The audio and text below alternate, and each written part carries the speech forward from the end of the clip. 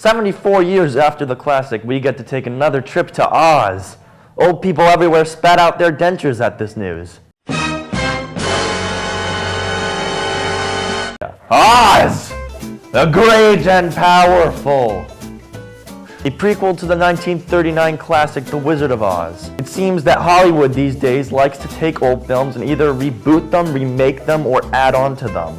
Yes, because that obviously worked before. So, Oz is about a shallow magician played by James Franco in Kansas named Oz. What a coinkydink. His name is Oz, and the land he is in is named Oz. So clever. He is caught in a tornado and is taken to the land of Oz.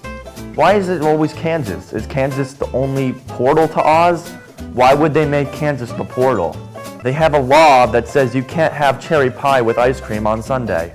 Do they report it like, this just in, a 2-year-old ate cherry pie on ice cream, he's been sentenced to life in prison? Why would you live like that? Anyway, he arrives at Oz and is mistaken as the wizard who would bring peace to the land.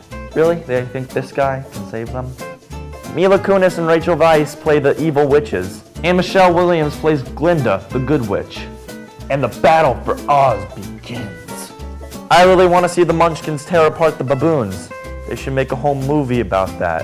What did I like about the movie? The beginning was completely black and white like the original. It sort of felt like, hello my good man, I fancy myself a corncob pipe. I thought that was clever because they were paying homage to the original. And in the beginning you find out that Danny Elfman has done the score. For those of you who don't know Danny Elfman, he has done the music for every Tim Burton movie. I think it's safe to say that those two have a bromance. People, let me tell you about my best friend. He's a woman. The visuals were eye-popping in this movie, as you can tell from the trailer. Shiny. Okay, problems, yes. While the land of Oz is beautiful and colorful, all the performances were not. Look at me sounding all professional. I'm gonna be famous. James Franco, who I have mad respect for, isn't a good fit for Oz. At first the role was meant for Robert Downey Jr. I could totally see Robert Downey Jr. playing the role of the shallow, full-of-himself character. Again, do you really think this guy was meant to play the role? James Franco isn't believable and is not the right pick for the film. He's just not a nice guy that I never related to. Nobody cares about you! Then Mila Kunis, Rachel Weisz, and Michelle Williams are all in there. Oh, you. I forgot about you. If I'm saying that for 3 very famous characters, then there's a problem. They were supporting characters. Your main focus is Oz. But when your lead performance doesn't pull through, then you have to go right for them. Each one of them looked like they were on autopilot. It's like men in a chick flick. They're there with their girlfriends, but their mind is somewhere far, far, far away. Like on Mars or something.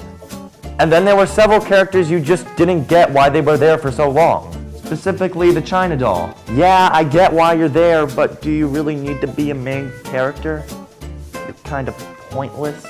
It's like making Jar Jar Binks a pretty large role in The Phantom Menace. Why? The script is nothing to brag about either. It was super cheesy. I hate cheese. It was weak too. There wasn't a lot of substance. Which further makes you believe that this movie was only made for style to make money. Yes, Benson, I would like to take a trip to the private jet to the supermarket. I'm fresh out of caviar. What's that? We ran out of money? No worries, I'll just make another Oz movie. The worst thing for me was that they tried to play homage while at the same time trying to make something new. You get like little hints and Easter eggs. But they forgot to hint the most major thing of the previous film. The ruby slippers. Were the filmmakers like, Cowardly Lion, check. Tin Man, check. Scarecrow, check. Yeah, that's it. Nothing else to play homage to. Let's go make money now. That was just a huge mistake. I've made a huge mistake. And even though the visuals were stunning, they were too nice. It sort of took away from Oz, and you really didn't feel like you were in the land of Oz anymore. You felt like it was the dreams of someone on crazy pills. I'm giving this movie a whole lot of meh with a 50%. Meh. Meh. Meh. Meh. I am deeming this the Phantom Menace of the Oz movies. I'm sure there will be more to come. I think I gave it a fair grade. Hopefully they will improve on their craft next time. No. More reviews next week. Like my page on Facebook, The Crowd Pleaser. Subscribe to my YouTube page and follow me on Twitter. Catch you later.